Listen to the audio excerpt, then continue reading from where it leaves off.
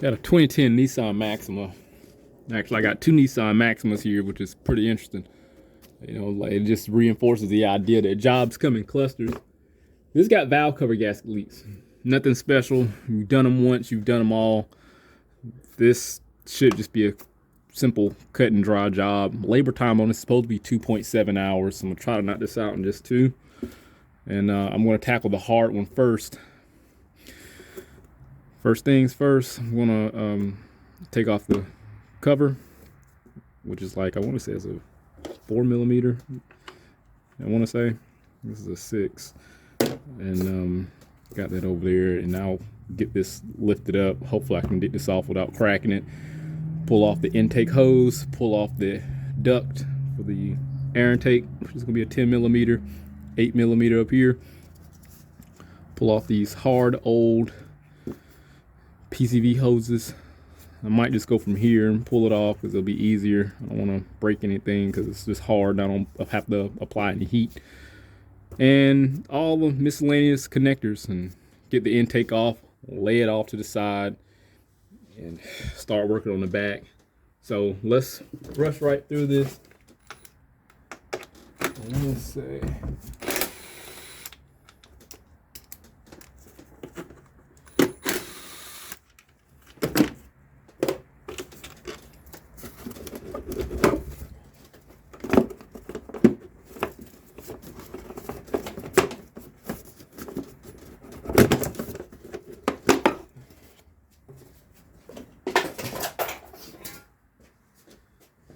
Let me get some compressed air and clean this off.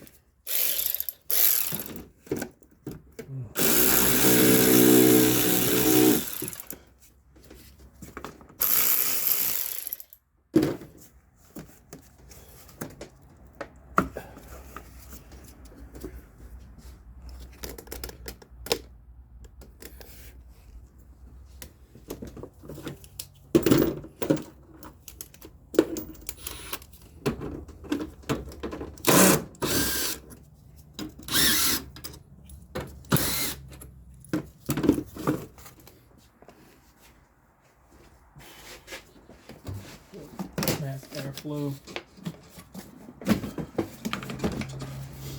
Shouldn't lift right on up. I think it does. Nope, there's a screw in the back. Forgot. It should lift up. And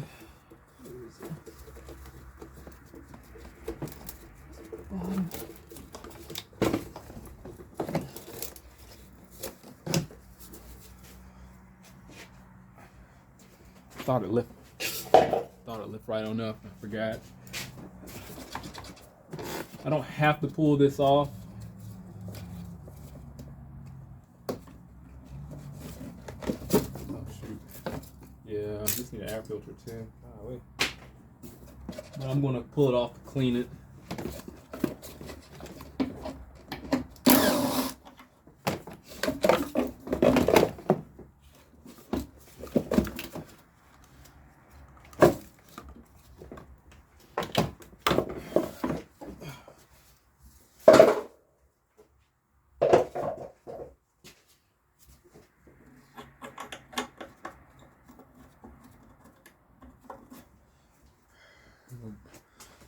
Blow the intake off and everything on here so I won't get dirt inside the engine.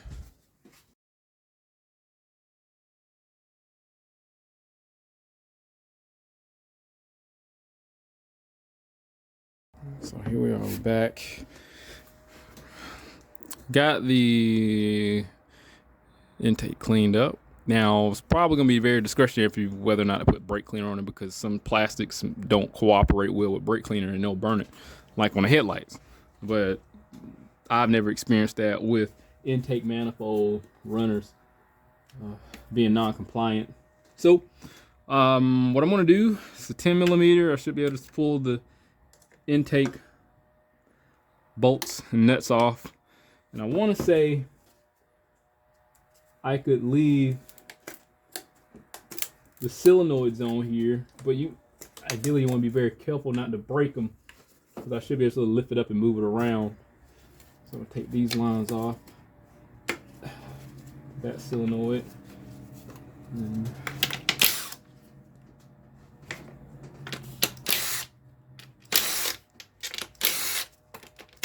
now, if I recall, if somebody been back here already, you might not have to worry about like a bracket or anything in the back, if I recall properly.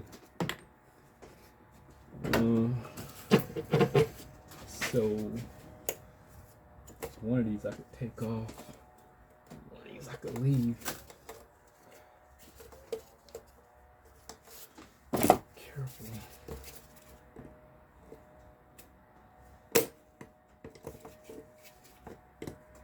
We'll take the least amount of stuff off the plastic as possible at the solenoids because you don't want to break them.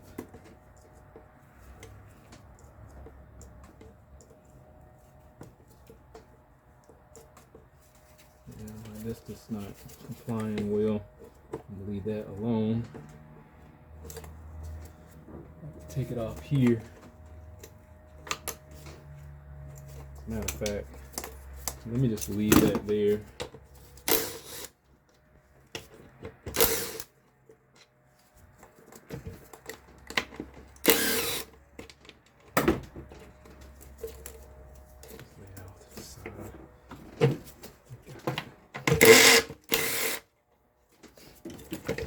Where that went with it. I swear I usually leave this up here, take this off. I think that's what I normally would do.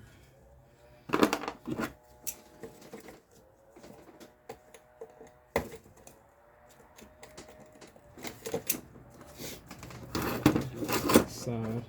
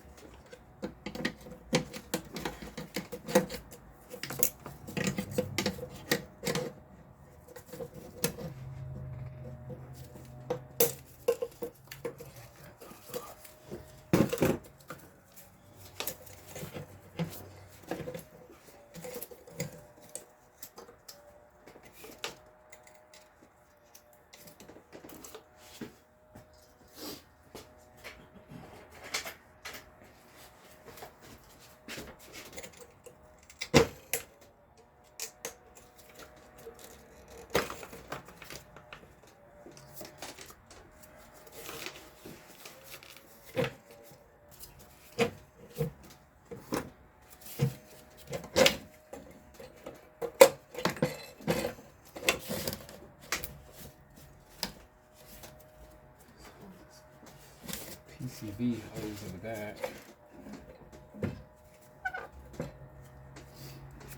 I can take the throttle body off, lay the throttle body off to the side.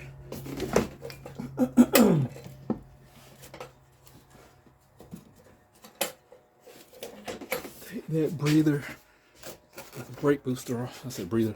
Yeah, the breather for the brake booster.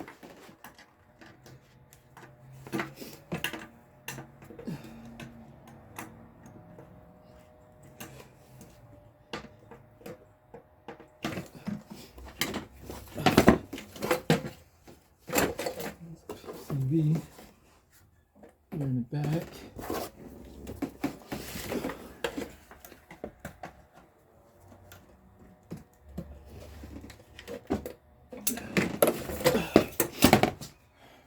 Move it around. There we go. That's all the room I really need. I'm gonna cover the lower part of intake up, blow that off, start working on the back, pull the coils out, pull the plugs, pull the harness, whatever I need to do to gain access to lift that valve cover out.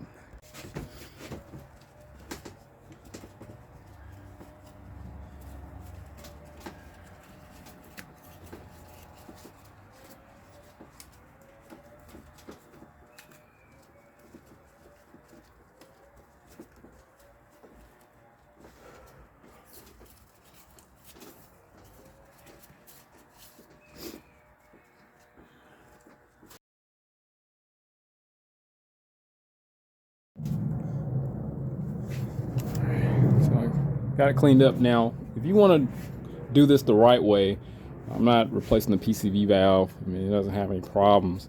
But the PCV valve is going to be located right there. It's going to be a hex on the rear bank. You screw that out. Once you pull the valve cover off, you'll get a better view of it. That's the hose that goes from here into the intake. PCV is the positive crankcase ventilation. And if you have a bad PCV valve, it's going to eat oil.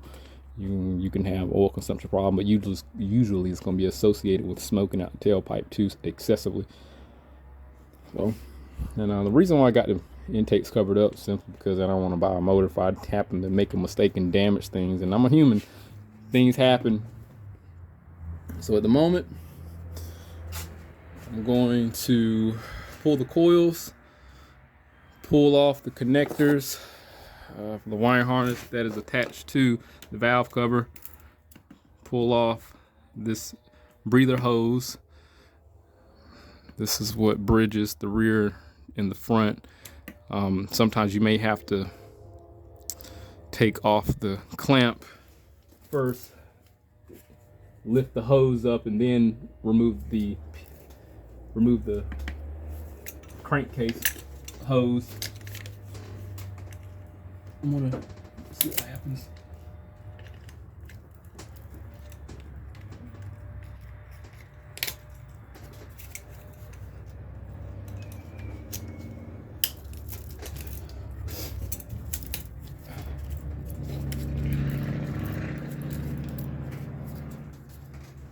That's the tough one in the back.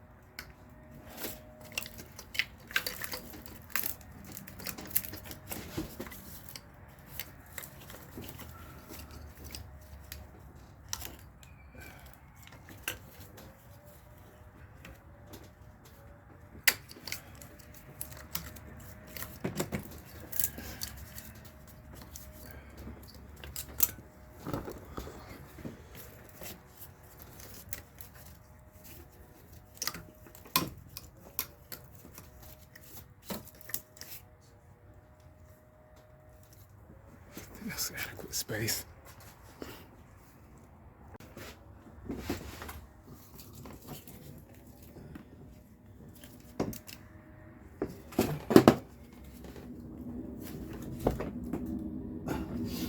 The hose is old and brittle. You got a couple options. You could put a heat gun to it. It'll make the rubber a lot more malleable where you can move it and you're less susceptible to breaking it. But I feel like I can move it around. Let's see what happens. Yeah, I probably should use heat. Let me get the valve cover out, lift it up, and then I'll move it that way.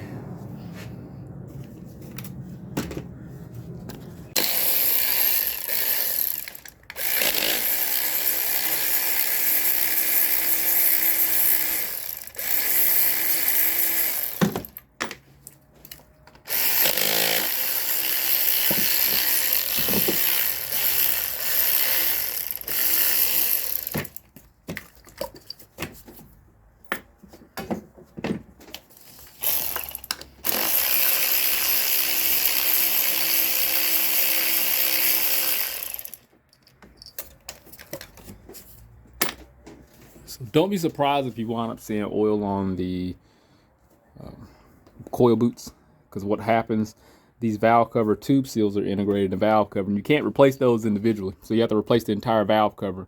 So if you wind up seeing oil on the boot, then replace the entire valve cover in the back. I think like less than $200, I think. I haven't done one in a while.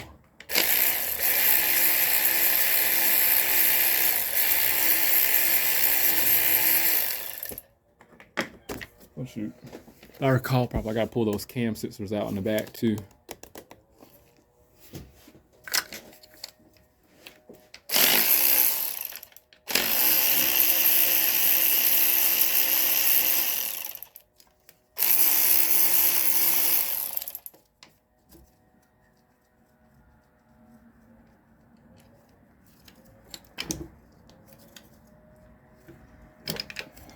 Cam sensor so far, I've only used a 10mm. Cam sensors do not remember their location, so it doesn't matter where you put them back. These are going to go in, they can go in either hole. Ignition coils do not remember their location. The only thing they do is absorb the voltage to enhance the spark, or to create the generator spark. It's a transformer, so it takes in the signal and the voltage and gives out like thousands of volts. So it doesn't know anything as far as the cylinder it's working on. So my point is, you can put the coils anywhere you want to. You can put the cam sensor in there where you want to. If they're broke, they're broke. Don't let anybody else tell you otherwise, because it doesn't make any sense.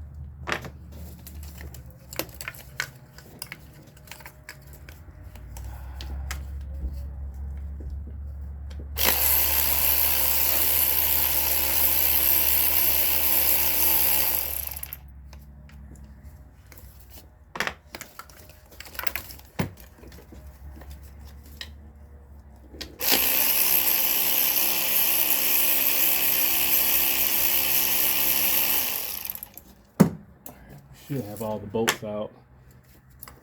Nope, missing one.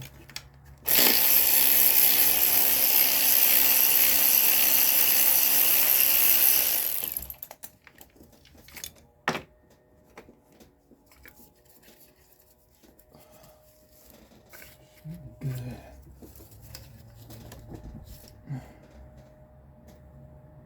Oh, the top one.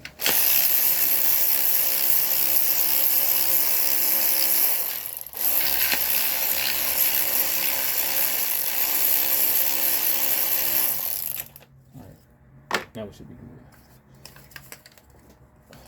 Let me get a flat head.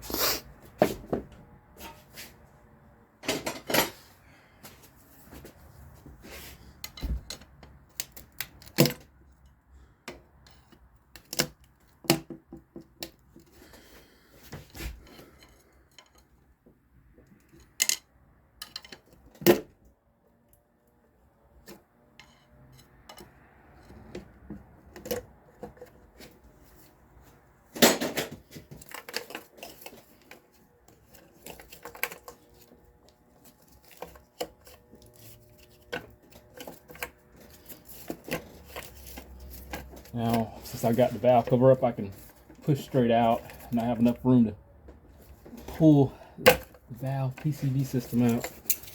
Hose.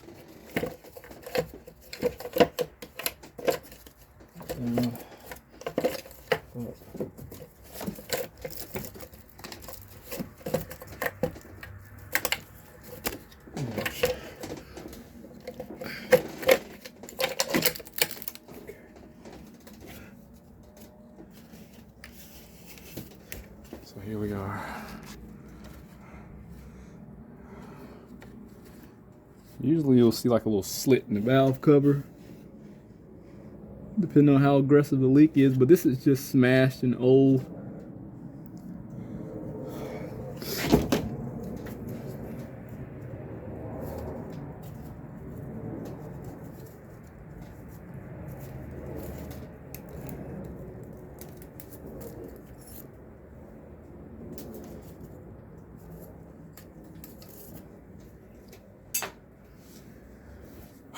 So at this point in time, it's just worth taking your time cleaning all that glue off from the corners. Because what's going to happen is you're going to have to put the glue back in those corners. Right there. Not in the back over here. But mind you, if you look at this engine, this car actually has 221,000 miles on it. Looks pretty good in the back. Sometimes depending on how the lubricating system is, one bank is going to look better than the other. So the front likely may look a lot more darker because of just how the engine goes, and torque may throw a lot more oil in the back and gravity and stuff. So that's probably what it may look like. Usually that's the case. One bank just look a lot better than the other. Heat, environmental conditions, and trajectory, all that stuff plays a role in it. So what I'm gonna do, I'm gonna clean my area off real good, clean the valve cover off, transfer the new valve cover gasket on over to the old valve cover and the seals that go for the cam position sensors. That gasket I pulled off, that's what I mean by the seal, not the O-rings themselves. So yeah, cam position sensor, if you just a random information, those top notches there, that's the pickup, the trigger wheel for the cam position sensor. So as the cam position rotates, or as the camshaft rotates, those high points on the cam wheel here, the trigger wheel, that's what pick up the signal. It's actually a square wave that you will look at. So when we use the oscilloscope, we actually see the pattern. So we'll see the on and off. We'll see that we'll see that in electrical impulse. I think it's called Fourier transform, but you'll see a square wave. That's that peak notch, and you'll see a downfall, then another peak. It's pretty interesting, but that's why those electrical impulses, those signals can work a lot faster than we can or any other component. And when I tell you this is like nanoseconds, like happening, and I look at microseconds, but you can still see the pickup in nanoseconds. It's amazing. So let me get this stuff transferred and get the new valve cover on here, and we'll see all that fancy stuff, and we'll work our way to the front. I'm not going to record putting everything back, but I will record myself putting the valve cover back on and the glue, and then once I get everything bolted back up, I'm just doing the hard stuff first, then I'll go to the front, do this one. So I'll be back. I got everything squared away. As far as the valve cover gasket, I got the gasket transferred over to the new valve cover. I'm sorry, the new gasket transferred to the old valve cover. I took some brake cleaner and a rag, just went over the mating surface just to get it dry, so that rubber will it'll essentially adhere to it over the years. I don't know if you ever noticed, but when you pull the valve cover off, it sticks to the cylinder head, and that's because the heating cycles, it will cause it to create some sort of bond.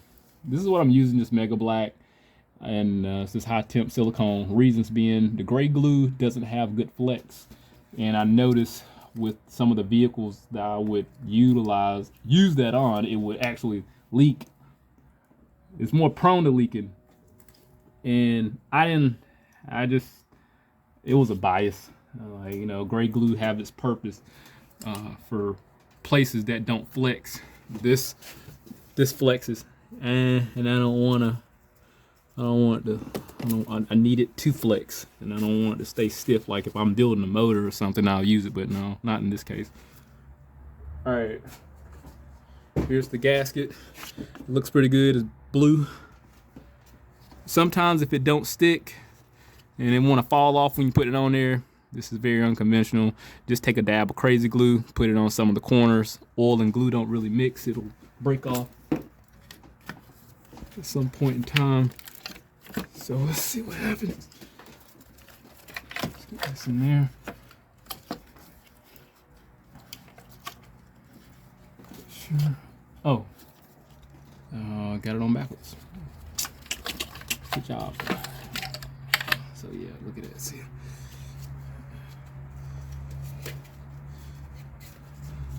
I make mistakes. Uh-oh, see, it's falling off. Let me see if I can get this gasket on here without it completely falling off.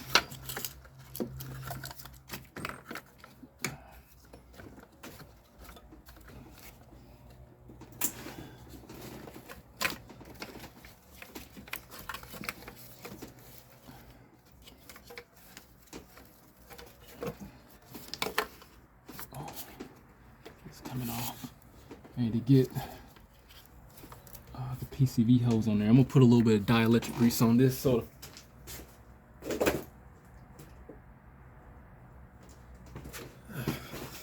put a little dielectric grease on here so it'll go on easier.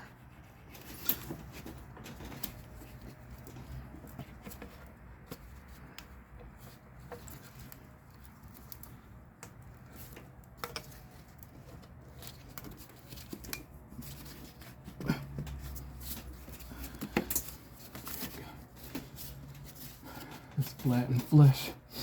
Now I'm gonna start the bolts and go in the X pattern, going outward.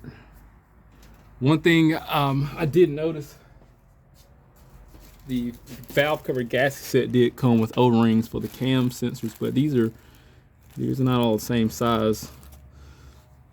So they make me look at the cam sensors and question, like, well, are these interchangeable? And I was able to swap one with another. They look interchangeable. I didn't see anything different.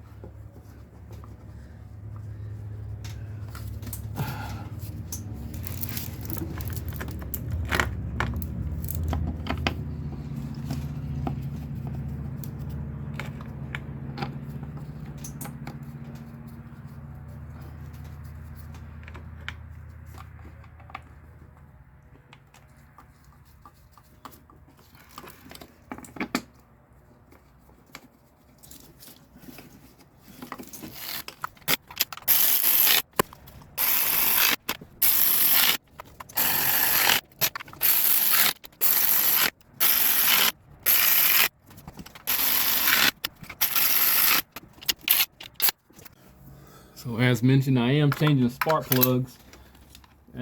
I have not pulled them out yet. I am going to loosen them up and run them out with my driver. You know, I think I can leave this in there because they're kind of loose. Let's see how they look.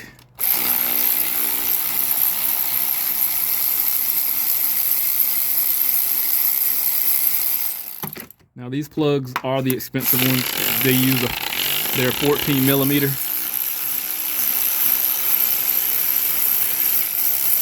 In all honesty, I got the cheaper Iridium by NGK. These were about $13 a plug versus the $20 plug that needs to go in here. Why is this one hard?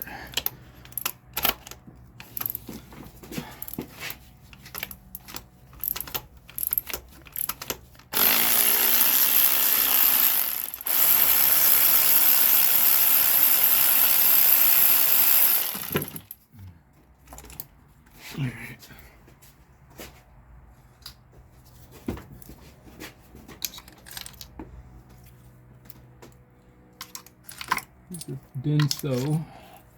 Denso is what I'm pulling out. NGK is what I'm putting back in. They are old. And you can tell the age by the carbon buildup on the ground, and mainly because of the porcelain. There's compression seeping through there. Do you see that little flashbang there? You can tell by the age. Look at this. This had a misfire. Caught it too. That's why I'm changing the coil boots on this also. Let me see if I can get this light off. This is, it look like a misfire. This is cracked porcelain. Oh shoot, can't see it. This is cracked porcelain. There you see that line, that hairline crack?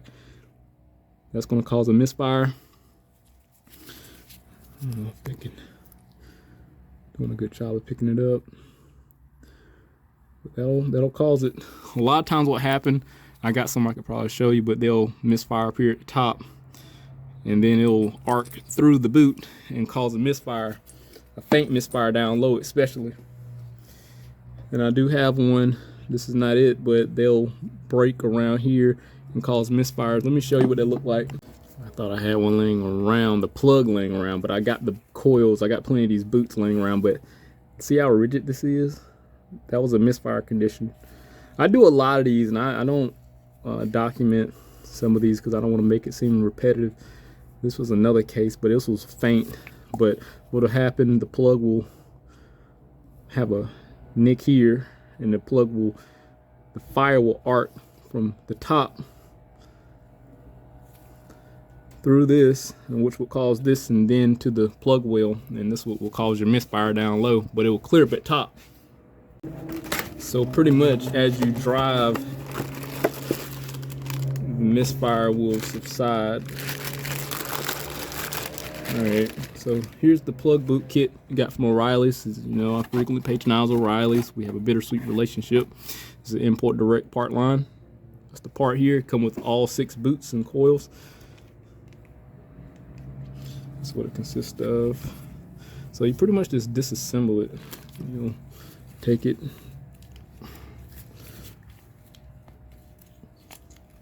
separate it. See that resistor in there.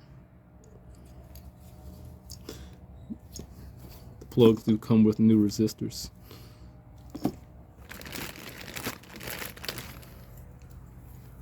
It's taped right there to it. You'll take the spring, pop that in there.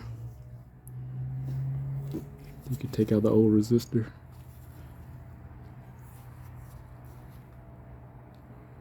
The black one is the new one. Pop that in there.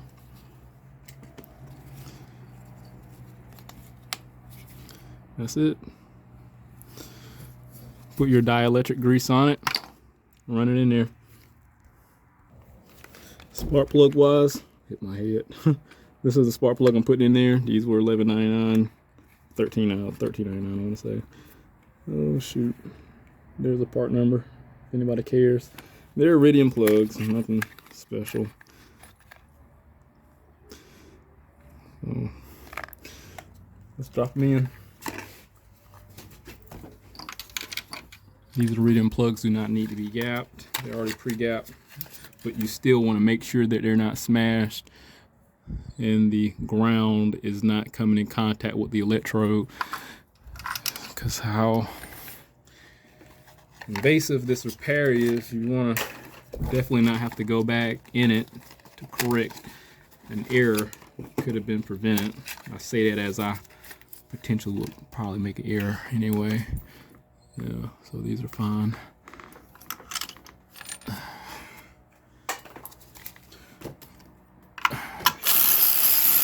I'm human, I screw up.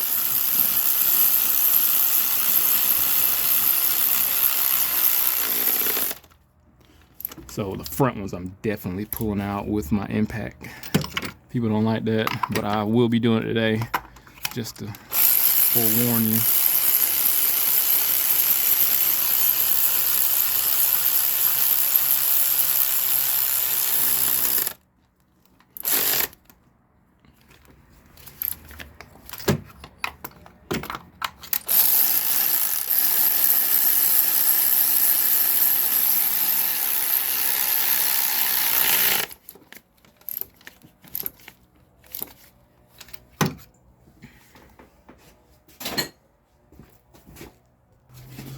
Next, simply add your dielectric grease. Won't take much. And put a coil in there. Rinse and repeat for the remaining 3. I'm gonna get my cam sensors in there, and I'm gonna see you when I start screwing with the front. All right, back at it again. We're on the radiator side. This is gonna be bank 2.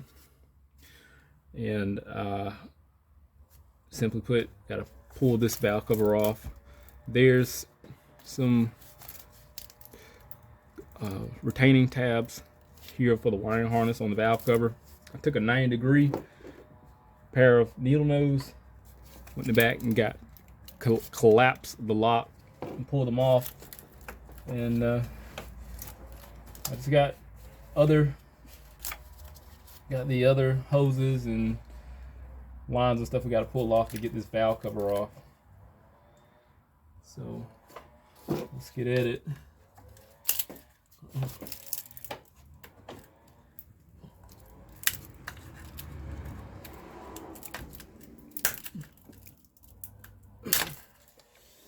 That valve cover, I got that one off. Gotta get those grounds off. That's gonna be a 10mm.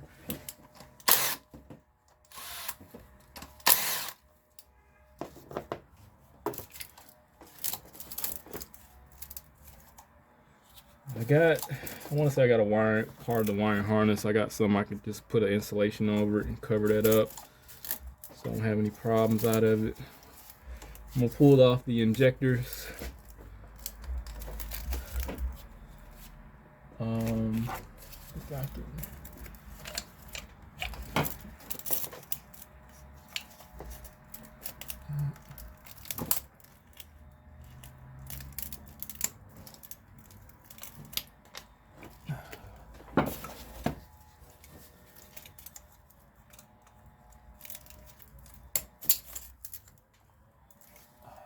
I messed up the lock on that one.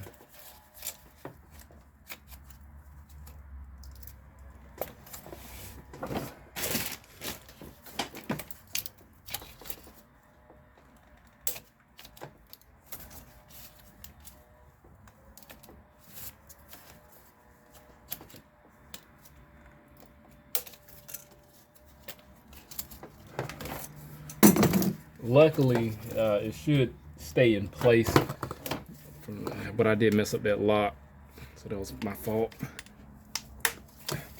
Oxygen sensor. We have the ignition coils.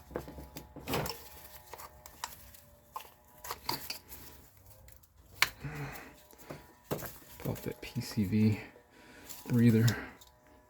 Pull this off. This usually is pretty hard. You can just slide it off. Yeah, just like that.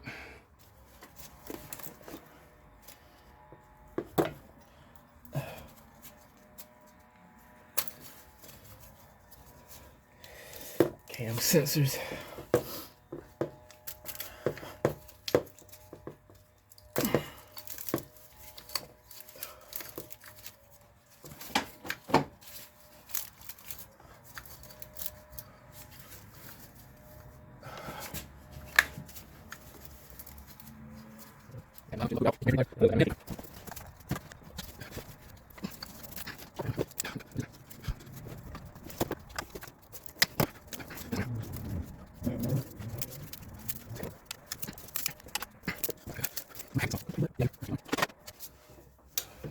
Pulling this will do anything, but I'm gonna pull this anyway.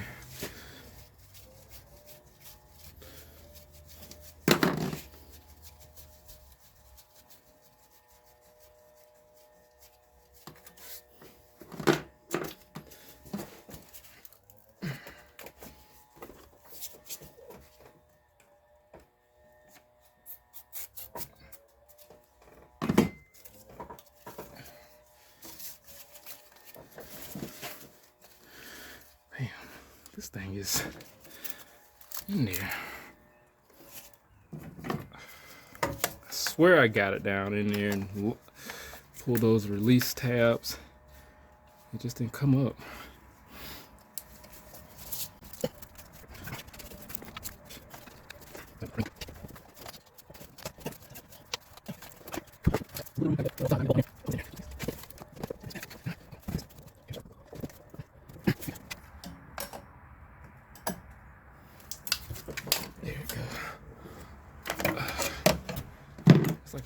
lock down there. I got to get a flathead down in there and release it. So I think we're okay. I can get that bolt now.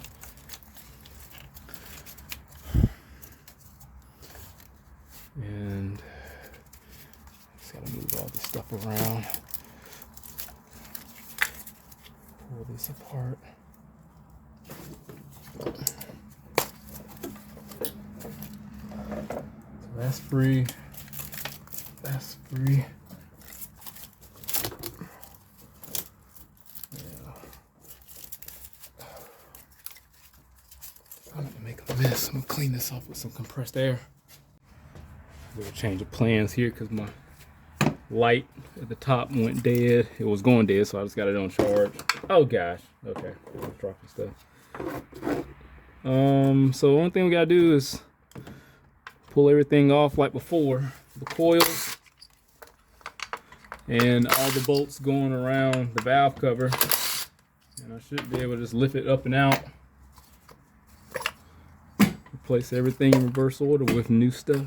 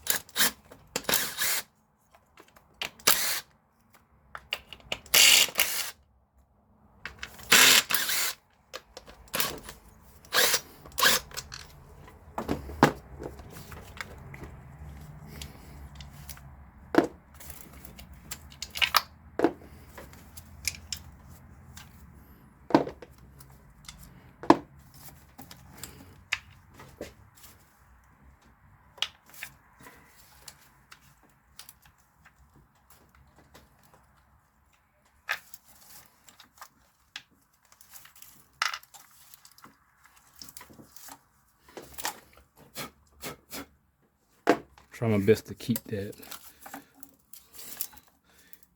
old wire harness from getting down in there. So I broke it as much as I could off of it. And blow it off again before I pull the valve cover all the way off.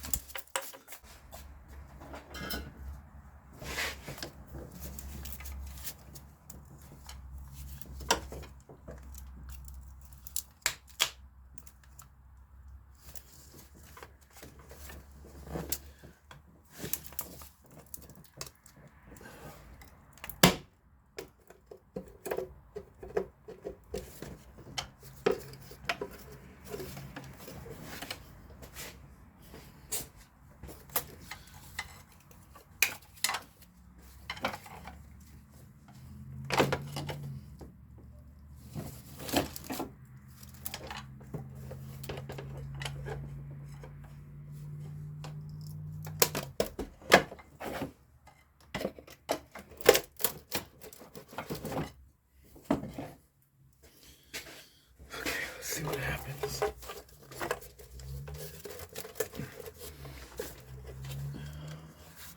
Still in the way.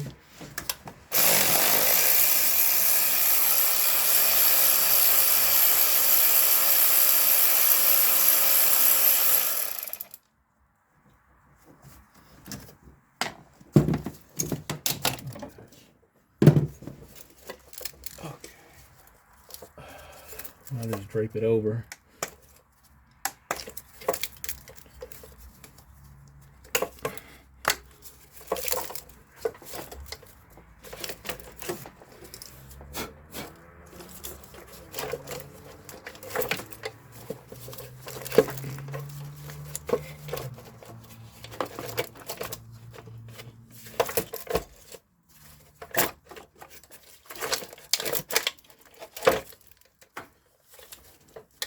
ground wire. If I can get that out, it'll be a little bit easier. Let's see if I can get it without having to do it. Yeah. All right. Let me take like a strap and hold the harness over to the hood latch. I think I can do that. So, got it. The valve cover off. I'm gonna get the valve cover cleaned up, get all that crud off, brake cleaner and compressed air. I'm gonna clean this harness stuff out of here the best I can. Put a wire harness, well, insulator on it. Just a little bit of tape too. Clean the base of the valve cover or on the cylinder head. Get some of this glue off. Get that off. Hit it with some brake cleaner. Clean my area up. Put a new valve cover on it. As far as the hose, it wound up breaking. So,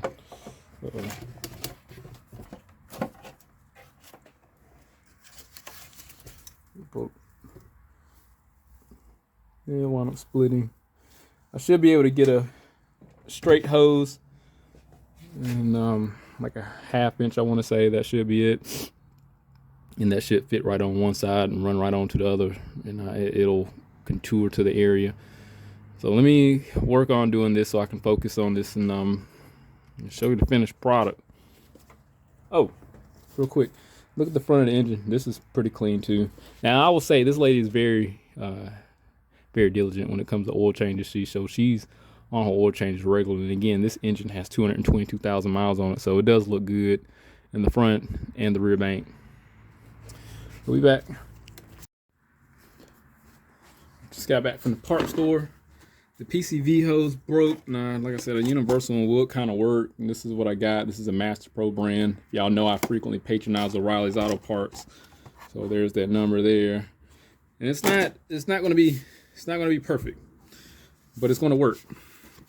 So it's a straight hose, and this is a 1/2 inch, if I recall properly. It's a 15-30 seconds crankcase hose. So I'm gonna get some dielectric grease put on the end here, so it'll be easier. And oh gosh, I'm about to slip right over my shoestrings. And what I'm gonna do, I need to get this other stuff knocked out.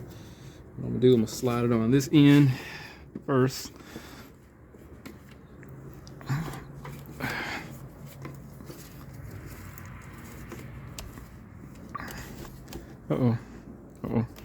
Camera's falling. Everything's falling.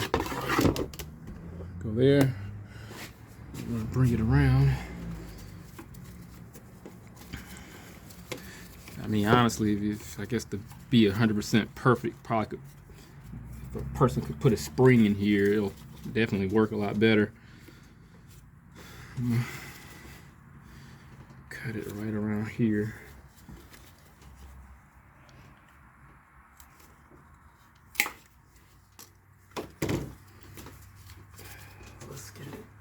Let's get this.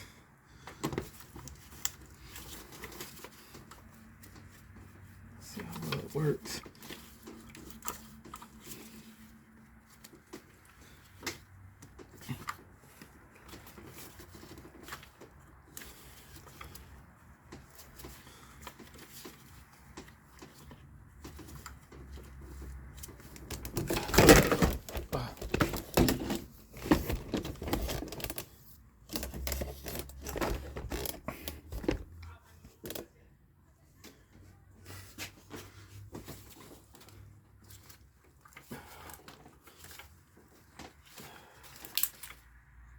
Problem could is it's crimped up right here, so I probably could cut a little more off and bring it up. Cut a little bit more.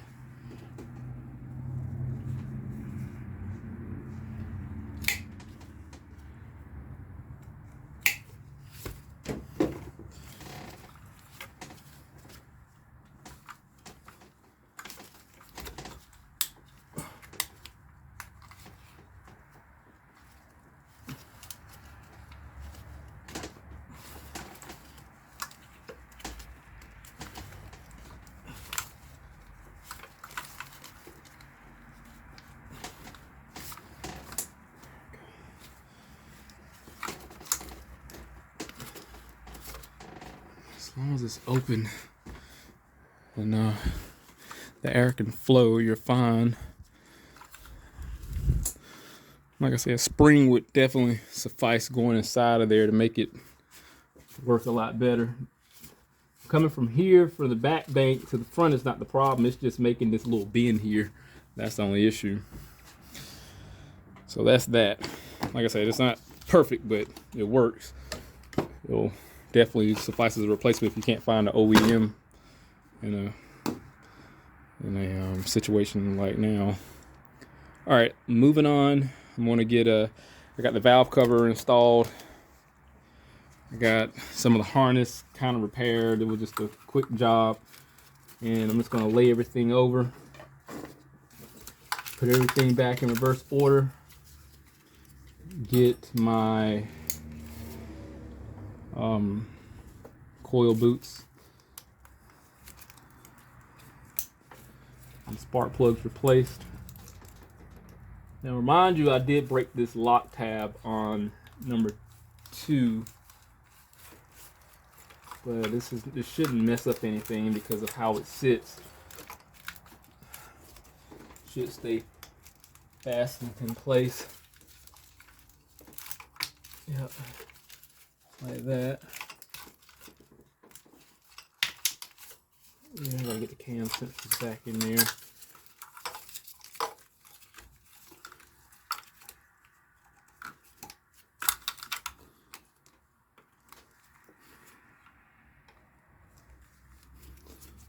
There was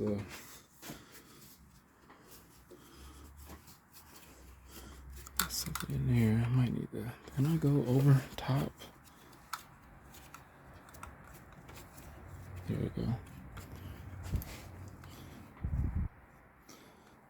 Looks a lot more relaxed. I think I'll be okay. This is not fitting like the OEM hose. And that bracket's not going to go back on there to hold this back in place. All right, let's get the cam sensors back installed. I did take the opportunity to wipe these off just in case. Sometimes this is an extremely rare case where ferrous metal can get in the tip of the cam sensor or crank sensor and mess up the readings. Rare.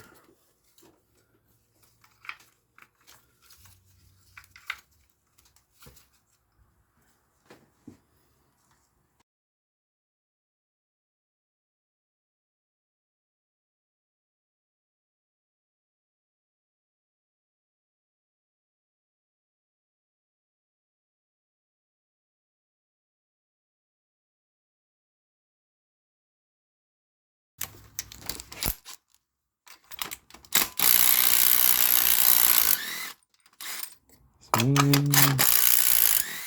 2, 3. Man, I should have turned y'all on.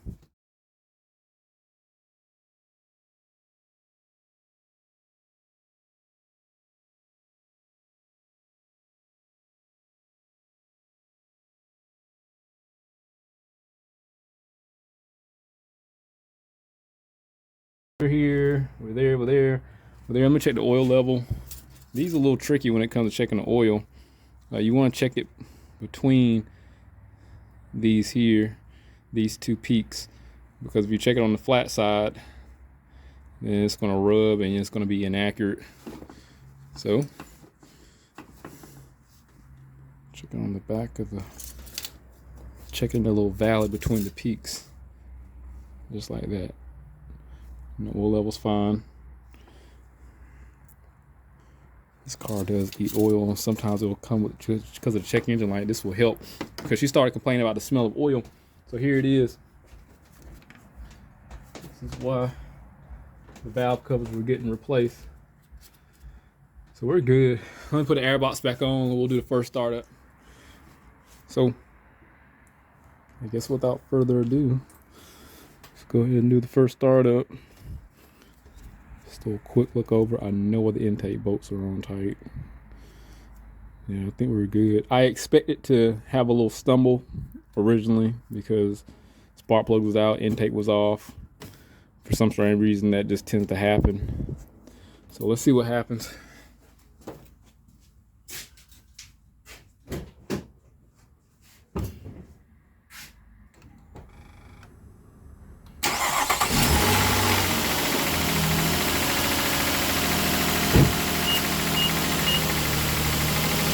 Well, I guess not. Started right on up and started running really good. Sometimes what'll happen if a person, I didn't touch the throttle body, I didn't bother to clean anything because you might have to do a relearn, and I mean the throttle body didn't look that bad, so I just left it alone. So we're good. I'm gonna take it on a 5-mile test drive. Make sure, well, the check-in light's on, I think, for the converters. P04204330. Ow, I hit my head again. Take it on a drive. Burn all the old oil. You can see the smoke coming up now. It's starting to billow up. Burn all the old oil off and the spray mixture, so when they get it back, they won't have to worry about, you know, calling back saying, hey, I smell something burning. Car's knocked out. Just took it on a 5-mile test drive. Still got a little smoke coming from it, so I'm gonna let it sit there and idle for about 5 minutes. Some of that old residual oil with that chemical, you know, it got diluted. It diluted the oil, so it's gonna have to bake back on where it is, or and evaporate what's remaining. So I don't know if you noticed, like the engine kind of looked like it's kind of off a little bit. I know this car was in a collision. I don't think it got like any type of frame damage, but it does kind of look a little off a little bit. Anyway, I digress. I got the car done with in about 3 hours. I want to say the labor time said it was like 2.7, if I recall properly. So I did get done with recording in around about that time. It was like what time is it now? It's 4:25. I started working on it around 1. You know, so that was pretty good. If I wasn't recording, I would have swept right through this. And if I didn't have to go to the parts store to get that hose, would have been done with it. So it is what it is. Went through very smooth. The car runs a lot better with the new plugs in there and new coil boots. So hopefully this car doesn't come back for any oil leaks up on the top end, or actually had the complaint before with smelling oil. So that's why, again, that's why I'm going to let it burn off, so they won't call back and be like, hey, it's burning. Even though you can let them know, the car's you're gonna smell a little burning oil from the cleaning solution on there. So it's gonna have to work itself off in a day. They'll still sometimes like, hey, is it supposed to smell like this? It'd be like that. I don't know if I have anything else to contribute besides the fact that that hose, that is a common theme that fails, and it's not going to be like 100% factory, but it's a good workaround. So that hose is going to last for a while. So we're in good shape with that. I don't think I would have done anything differently. The check engine light that I did say was on, it was on for a mass airflow sensor. Can't recall if he changed the mass airflow or not, because the husband can work on cars, like do a little basic stuff, but the air filter is stopped up. I did tap it out, so that did look pretty bad. That's probably why it was on. Anyway, hey, look, if anything happened, I'll definitely update. But hit that link, subscribe to the channel, stay informed, had a research on my work. I'll see you next one.